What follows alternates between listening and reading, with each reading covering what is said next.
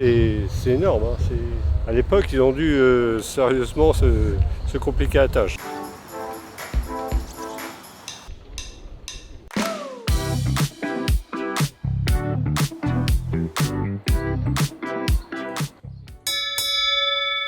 La traversée dure un petit peu moins de 5 minutes, environ 4 minutes 50, et on avance à 1,2 km/h environ.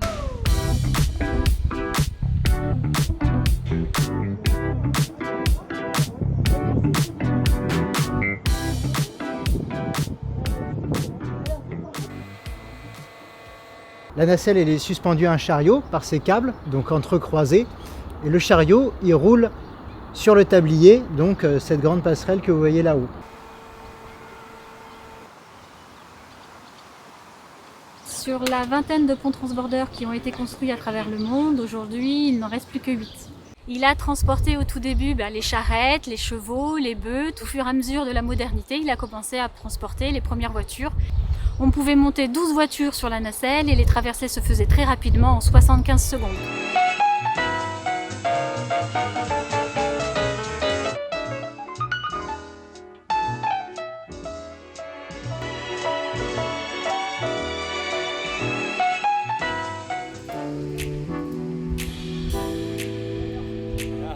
Donc à 95%, ce sont des touristes qui viennent découvrir l'histoire du pont transbordeur. Vous avez quelques locaux, bien évidemment, qui utilisent ce pont transbordeur pour aller au marché de Rochefort ou pour faire aussi des boucles découvertes.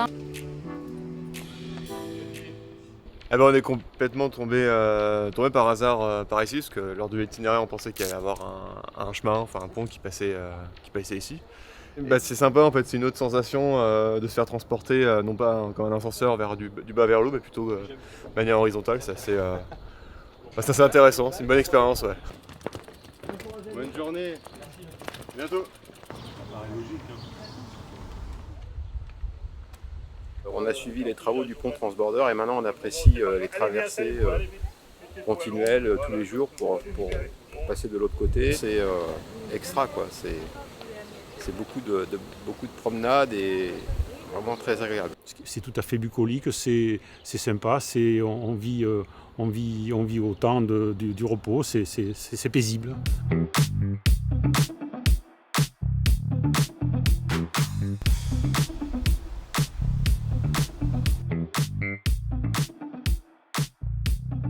Oui, c'est un ouvrage très visité et on aimerait encore plus.